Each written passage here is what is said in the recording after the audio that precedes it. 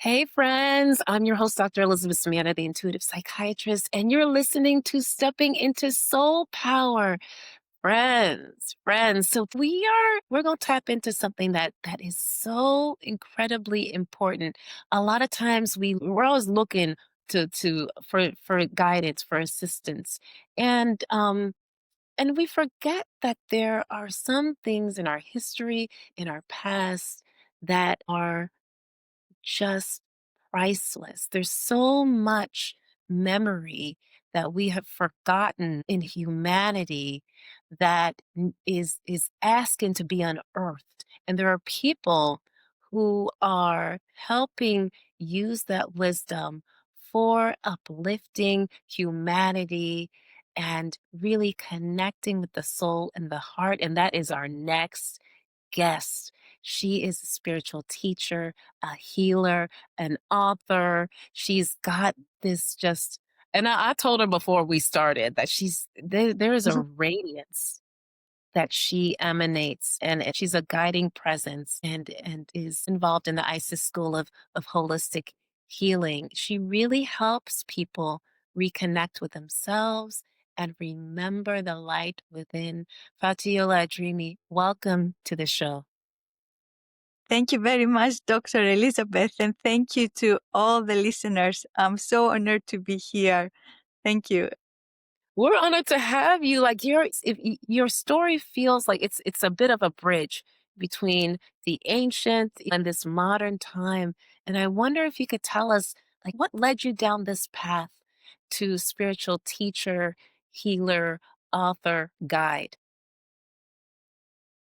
So it was a very deep calling. Since I was a child, I felt this calling to the ancient civilizations, to ancient Egypt, to ancient Greece.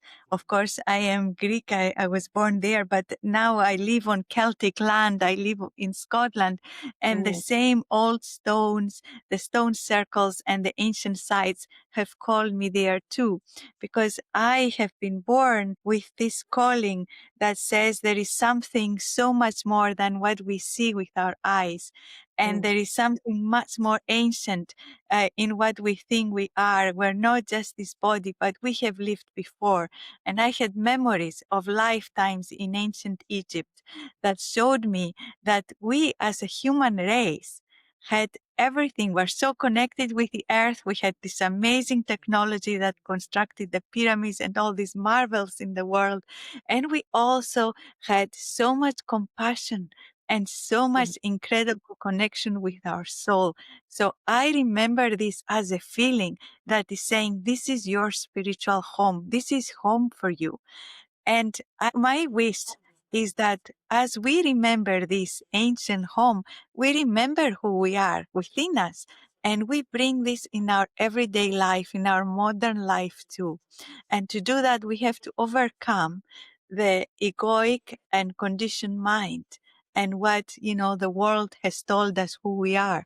Instead of looking outside of us for who we are, for identification, even approval, we look inside of us to the treasure that we carry. And this is my work very much. It's really two-sided. One is going through the spiritual path, and the other side is meeting the ego and healing the ego self with so mm. much compassion. And then finding that we are all one, this oneness that we talk about, that the spiritual teachers talk about, is real. And when we understand that, we're saying, why we live in a world where we kill each other, we judge each other, we hate each other, we have judgments about each other, because really all we have is self-hate, is Mm. all we is self-judgment. And Ooh. as we heal that, we then can forgive and see the world with different eyes and see the beauty that exists in everybody's soul. Oh, wow. There's so much good that you said there, and something that you said about remembering this ancient home, bringing it into our everyday life. If you could speak to what are the like practical, specific steps that people can use to, and you had mentioned like overcome the ego or the that part of us that can kind of get us into some trouble. Yes, so for me, the road is twofold. One, the work started with me because Yeah. I need healing as everybody else. I was born in a conditioned culture. I too have been the wounded healer. So for me, the way that my life taught me about bringing myself home was one was the spiritual way. So practicing meditation with very high vibrational energies, which is the ancient Egyptian heritage, these portals of light that come to us from the cosmos, that come to us from the stars. And these beings of light, which, you know, we can connect, whether we call them spirit guides or shamanic helping spirits, Yeah. whatever name we have for them, they are teachers that are saying, look, you are this too. You are a spirit too. And Yeah. it's important to dive into that pool of light again and again because the world is taking us out of that. So this Mm. is the spiritual way, the high vibrational energy way, the shamanic journey, the walk into the alternative realities, the connection with spirit beings. So that is one way. The second one is as important, and that is the personal development work. That is the Dr. Elizabeth, the psychotherapy that you talk about, that is so important to really being able to see what am I doing? Because these energies bring it all up. You know, all the guns that is in there comes up. But if we don't have the tools to embrace it and to say, okay, I'm seeing it now. And instead of running away from it, I'm actually going to work on this and realize what am I doing and what serves me and what doesn't. And instead of projecting, is taking ownership of my actions and words and thoughts. Then this personal development work can really help us. So it's both a spiritual and the mental state that have to come together. And of course the body is very important for me too, because the body knows everything about us. I believe that our body remembers things that we have forgotten, Mm. remembers even in this lifetime, let alone past lives and other existences. But in this lifetime, there is this soul memory. Mm. So sometimes the body becomes a gateway that says to us, okay, you know, why I feel all these feelings. Let me go into my body and find the answer. And that is very important for me too. So everything holistically comes together. I I don't know love. if I've answered your Oh, question. you did, you did. The practical steps. Well, I guess I'll summarize. So you talked about, it sounds like a three-prong approach, right? So you discussed just the importance of meditation, and you were very specific. You were like meditation with high vibrational energies, and that's really important. And then doing personal development, and that can look like psychotherapy, but it is incredibly important, because it's just like you said, that we come in and we're hit with all there's a lot of stuff we're hit with, and we've got to take responsibility and work through it if we're going to move forward spiritually. And then you also mentioned, I guess the third thing was just the body, and just that how it houses, remembers things that we have forgotten. And you brought up a term that I actually wanted to go to. You said soul memory. Tell me about, like, what's your definition of that? What is a soul memory? So actually, I think it's my Greek accent. I think I meant to say cell memory. So the Oh, cells okay, of our okay. Okay. so remember, so what I meant was that our body actually remembers and things that we have forgotten. So we may have lived through difficult situations or even happy situations, and and and we may have forgotten these difficult situations, but there is the body reaction. They are like energy. It becomes an energy. Our body also is energy. It's a physical dense energy, but it's energy, and the energy of the trauma is within these cells.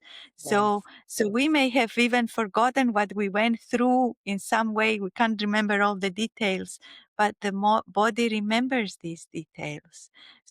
So we develop these protective mechanisms. As you know, Dr. Elizabeth, this is more your subject, of course, but I feel that when we go into the body, we can discover all sorts of things that may not even make sense. So I'll give you an example. For instance, so a few months ago, I had this difficult astrological time. I'm not very good with astrology, but people said to me it's a textbook case, and I Okay. fell and I broke my arm during that time. Yeah.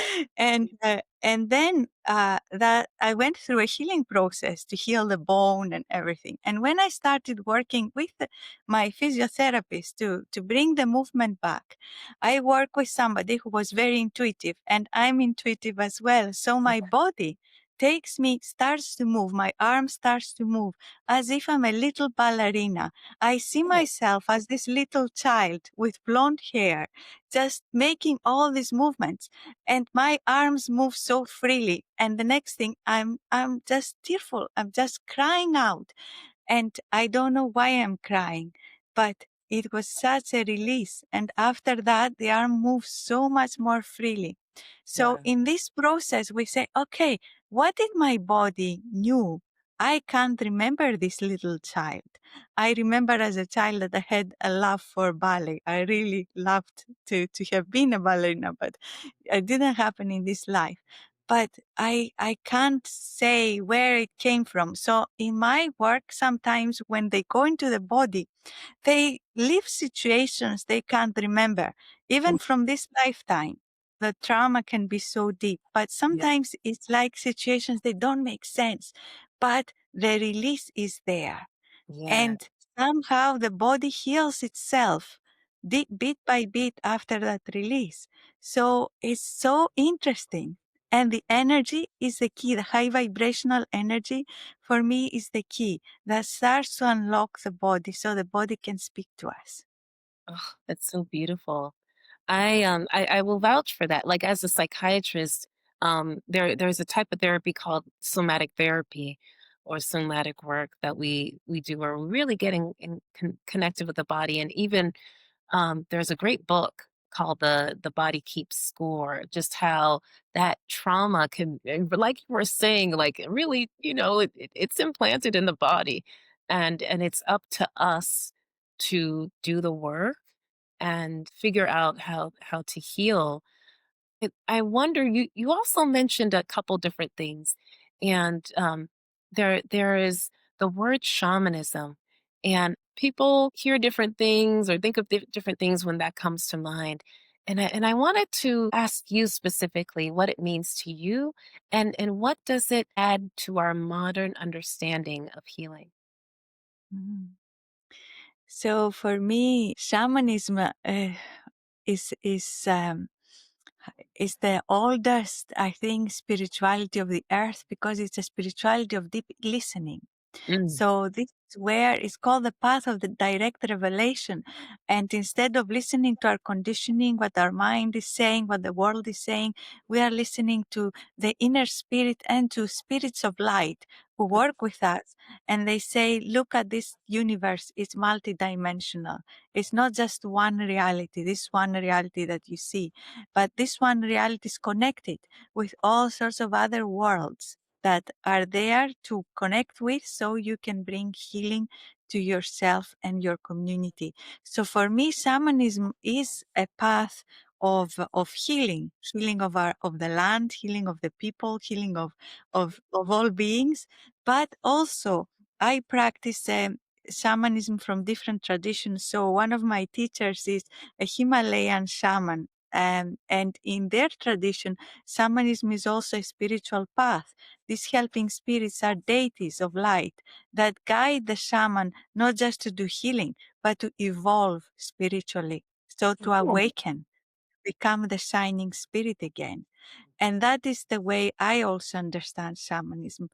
In my family, we have a lineage. So I come from a Greek family who is, they still, remnants of shamanism remained, where I managed to get whatever the little things that were still there. And in our lineage, shamanism was practiced very much for agriculture, to know when it's going to be rain, to know the weather for the next 12 months, what the earth was saying, to work with nature spirits, to bring the, children to be born in families we didn't have children, yeah, to create harmony when there was disharmony, to take away curses and the evil eyes, as they say. So it yeah, was very practical, and to heal the body, to heal the mind, and to also, in times of war, there was a little bit, to make sure that we are protected from whatever is happening, and consult the spirits in all our everyday situations that we need guidance. So shamanism was very practical in my tradition, and yeah. I practiced that too. But it links us also with the ancestors, and we see that we are here as in this family that we were born with, but we have inherited the the karma, if you like, of the ancestors who are Mhm. with us to help us resolve what they couldn't resolve, so that we can access the gifts of our family lineage and bring harmony not just to ourselves, but to all those who have been before us, for those who will come after us. So we are like one bit in this lineage that has people before us and after us.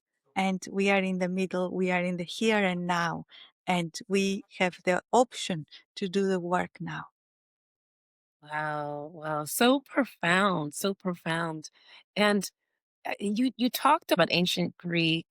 You had mentioned Egyptian before, and now you're closer to this Celtic traditions. I wonder if you could speak to how do you integrate all of those things? Like, help us understand. How do you know what to use and when to use it? How does that work? So basically, one enriches the other. And what happened to me was that my tradition in Greece is very secret. It's only within the family, and it's not allowed to be spoken out. And it was also for me, when I was growing up, I could see that tradition. I could see members of my family doing the rituals, but you were not allowed to go anywhere near. You were only told the result, that this is what the spirits say. This is what's going to happen. This is the result. And also, as a woman at the time, I was not allowed to practice this because it was a patriarchal lineage. I see. And I was in Greece, unfortunately. That was what the great grandfather had said, that it was unlucky for women to practice magic. We call it magic because we don't have, shamanism is not a Greek word. So we didn't use that before. So what happened to me was, when I came to Scotland, and I came as a town planner, I was practicing town planning and I was academic. I somehow, shamanism found me through Sandra Ingerman and her path, which came from Michael Harner, and her work with core shamanism and classic shamanism. And I trained in that tradition, and I thought, goodness, that's what we do, but with different name. Mhm. And of course, the work that Sandra Ingerman does has been simplified, so it's very accessible to the Western mind. While the traditional shamanism has cultural background, and if you are not of that culture, it's difficult to access it. Mhm. More difficult. You can do, but is more difficult. And then I went to America and did work there. I was trained in the Vision Quest, in Sweat Lodge, in the medicine wheel. Wow. I was just had a thirst, a real thirst to do this work. I just wanted it so much. And then through a Vision Quest in America, I had done 3 Vision Quests myself. And I heard that I needed to find this Himalayan shaman called Bola Banstola. And the spirits told me where to look for him because at the time he didn't have a website, he didn't advertise. But I somehow was directed exactly where I could find his email address. And Wow. then I went to Tibet, I went to Nepal. I Wow. now organize his teachings in Scotland. And of course, during that time, I was remembering through direct revelation the teachings of Egypt that I brought forward from a past life in what is called Zeptepi, which means the first time, the golden times of ancient Egypt. And that came to me in 2006 and is still coming through. Is still, there have folders and folders of this healing system that's not just a healing system, it's about awakening. It's about really awakening into the shining spirit that we are, the ancient Egyptian mysteries at the time. So I'm doing all that. And after a while, it's about 2013, I go back to my family and I say, please, I love this work so much. It is so much in my heart. I'm doing the Himalayan shamanism. I'm doing Siberian shamans have told me, please do this work. You are one of the people that we need to do this work. Without, I'm saying this without ego. It's their words. And I'm Yes. going to my family and I said, please give me my lineage knowledge, the knowledge of the great grandfather, my father, etc. And they say to me, we can't because you are a woman. And I Mm. spent 2 years praying to the ancestral spirits and the deities that we have who are overseeing the shamanic work in our lineage. And they told me, don't worry, we'll fix it for you. And even relatives like my mother, who doesn't really want to know anything about this kind of thing, she was saying to the elders, she's doing it anyway. Just give it to her.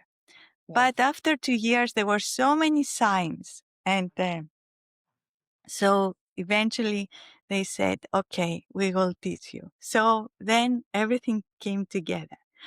And I never thought I would share anything from the Greek tradition because it's past just one person at a time and it's very secret. But about 2 years ago, the spirits of that tradition came and said, we have a need for you to share now because all these traditions are part from the one. And they all enrich each other. Nobody has the whole puzzle. Everybody has just a part of the puzzle. And when you put things together, you will have a much richer experience. And Interesting. all these traditions have a place. It's not one is better than the other. It's just what resonates with us. Mm. So in my tradition, we have a huge teaching for the ancestors. And I teach that teaching for people to do the work with their ancestors. And it's very powerful and very profound. But this is coming from my tradition. And in other ways, in other parts, the helping spirits who come, maybe from another form from the Himalayan tradition, because that's what that person needs at the time. So whoever is my client, the spirit team that I have, they don't say, oh, I'm from Tibet, I'm from Nepal, I am from Egypt, I am from this. They all work together. And it's the same thing that we need to do. We need to work together instead of saying, I do it just this way and that's the best way and your way is not as good, because that's not true.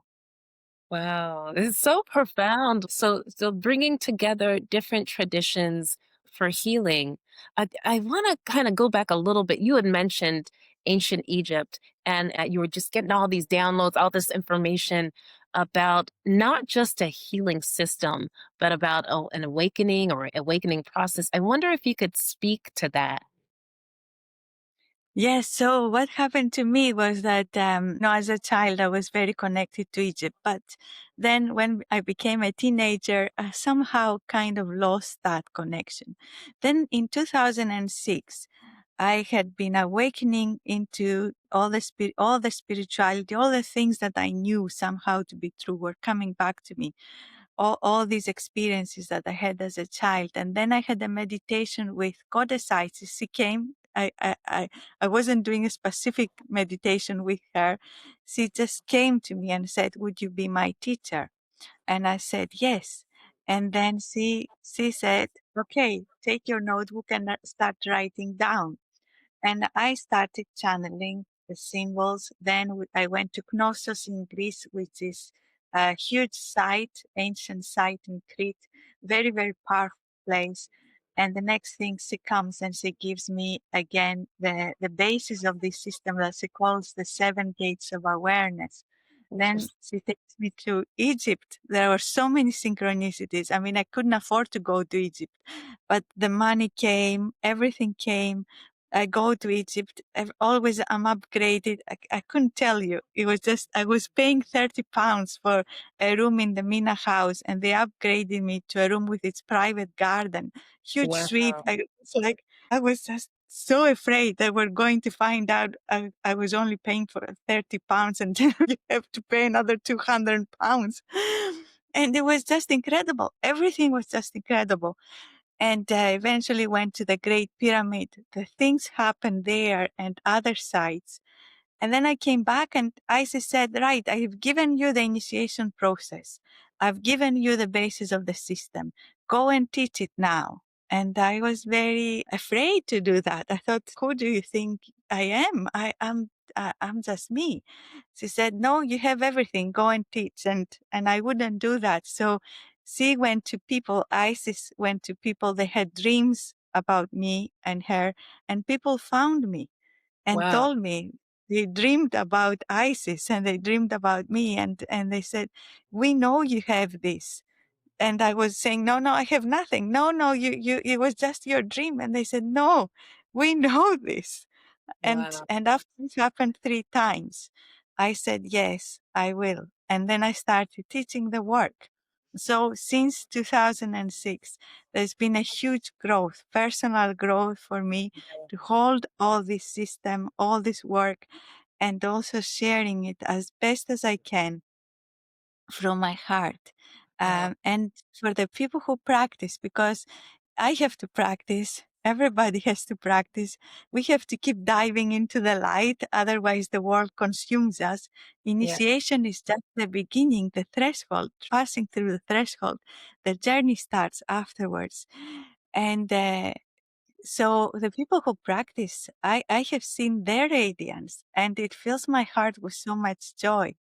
And to see people doing the healing work, bringing that energy and that wisdom to themselves and others is wonderful. But for me, the healing path of the system, I was actually asking Isis, why do we need the healing path? There are so many healing systems in the world right now. And my focus was always the awakening with her. It felt very profound. You know, I was just finding myself in these places where my heart was just opening and feeling so much grace and also so much connection, just feeling that whatever difficulties I had were insignificant sometimes. And then I would go out of the meditation room, my meditation room, and things would sort themselves out, or I would know this is the action I need to take. And it's been incredible. And then what I found was that what she said was that the healing system of this energy, of this work, is a gift to the world, and I should teach that too, and not just focus on awakening. So I've included that. It is part of the system. Oh, I love it. I love it. And I know that you have been um you've been doing it in different ways, not just teaching, writing, and you have a book. And if there's one, if you could speak to the book, and then also one message that you want to make sure that uh, people take from the book, what would it be? You know what I love about our times, in comparison with the past. So in the book I talk about the how we were so connected in the golden times, and Yeah, then we had this destruction, the great flood. Our yeah, world ended, And now we are in a place where there is so much distraction again, so much arrogance in the human race, etc. Yeah. And sometimes people ask me, where are we going? We are self-destructing again. Mm, But what happened in the past was, according to the ancient Egyptians, the Sekhmet, the destroyer, came and cleared everything. So we had to start again. But in our time, Sekhmet is transforming herself into the healer. mm, And what I would like to say is that in these times now, which is so beautiful, it's not about self-destruction, but it's about self-healing. It's mm. not about starting afresh, but it's about healing ourselves and us taking back our connection, our power from the conditioning, and really healing ourselves to create a beautiful reality again. Not clearing the slate so we can start again, but healing what has been and awakening into our spirit. Oh, so beautiful, so beautiful. A beautiful vision for what's possible for humanity. Like, yeah, I mean, I am hopeful that that future is realized. I wanted to touch on another part. Like you mentioned that this profound connection you have with the goddess Isis, and what came to mind when I think about her is the divine feminine. There has been a resurgence in the importance of that. I wonder, when you think of the divine feminine, what comes to mind, and then also what place does it have for women and also for men? So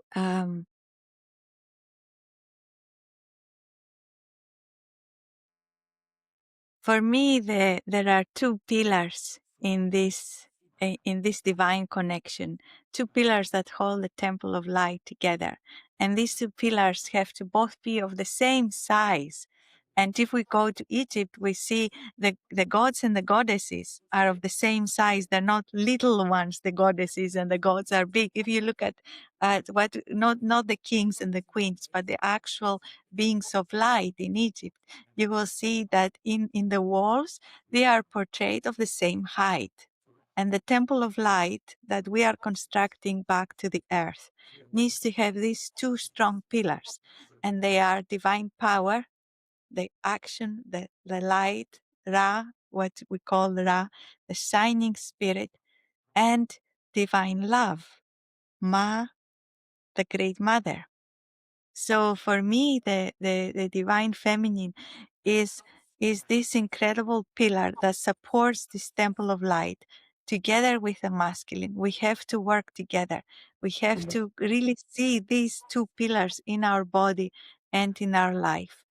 And Isis, on her head, her headdress, the hieroglyph that she has on top of her head is called the throne, and is the throne that Mm, exists on top of our crown chakra.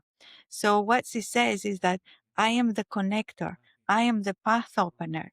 Osiris is the king, but she holds the throne. She is the throne. She is that connection with the infinite realms. So when we think about ancient Egyptian spirituality, we see that there is the wheel of the year, and there is yeah. the masculine in Atum and Amun-Ra. And Amun-Ra says, I created all of the world, through myself. I spread myself into the cosmos. All the souls are my emanation. That's what he says. And in another part of the pyramid text, the Divine Mother says, I gave birth to all the world. All the world is my child out of my divine womb. So there's not one or the other, but Yeah. both of them together. And that is for me so important. And my work is about working also with the women and men together, because the ancient Egyptian mysteries, even though it's goddess Isis who is the path opener, the Yeah. bestower of magic, Keka, she invites both men and women to walk the path, because we both need to heal the divine feminine within us and bring Yeah. that into balance. But for me, the divine feminine is the way that the ancient Egyptians try to define it, is that incredible love that the divine has for us, and that incredible love that nurtures us, and that incredible love that we are, because that is life and love need to go together. Otherwise, we are just destroying life as we do right now. Wow. So, um, another part of my work with women is the Priestess of the Moon work, which is the Celtic tradition. And that I was given through a vision in the Celtic land of Kilmartin. Kilmartin is a place that has one of the biggest concentrations of prehistoric sites in Europe and is just 2 hours from where I live. And I ended up going there to build a sweat lodge because I was doing sweat lodge training, and I had the sweatshirts there for 3 years, and I used to go to all the stone circles. On top of the hill, I had the vision of these old women coming. They said that they came from the time of the matriarchal time, where the women listened to the voice of the moon and listened to the voice of their blood, and then gave their advice what to do with what the tribe should do. And that was a very hard choice because sometimes the choice was not what the tribe wanted. I see. And yeah, and the importance of the sacred blood. So I created a course of 2 years for women and for the healing of the divine feminine and for the honoring of all our cycles, because women know about movement and change, and at the same time, we need the strong foundation and the support of the men and the protection to be here for us to thrive, all of us together. Oh, beautiful, beautiful, beautiful. Wow. So I'm you've got such a rich history knowledge base, and I know your new book, Sacred Mysticism of Egypt, will definitely be well received. There are a lot of great gold nuggets there. I wonder if you could tell our audience, where can they find you? How can they get in contact with you? So I love to hear from people. The best way is through the ICES School of Holistic Health. So you can subscribe to our newsletter or you can email me at info@ices-school.com. There's lots of videos and lots of information there. We also do a free transmission of the high vibrational energy from ISIS, which is related to a portal in the Sirius star according to the ancient Egyptian tradition. And that happens every Wednesday. So you can take part, anybody can take part, is free. And you can feel that energy and see if it resonates with you. We have wonderful programs there for people. You can read the book. It's full of meditations, rituals, as well as teachings of this ancient time and the spiritual mysteries that were practiced in Egypt as I remember them. And I would love to hear from you. So any questions, anything that arises, please feel free to write to me. Wow. Well, I am excited for what is to come for you. You're really bridging together this divide that we have between this wonderful ancient wisdom and what it means to live today in modern times. Thank you, thank you, thank you so much for being on the show.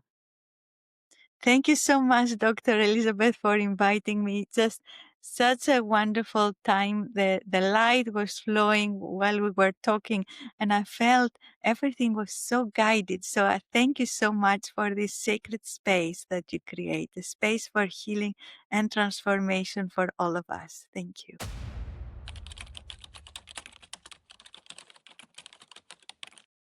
If you haven't heard it yet today, I appreciate you. The soul in me honors the soul in you. If you'd like to see more episodes like this, please subscribe or click here. And friends, if this spoke to you, leave a comment below. We would love to hear from you.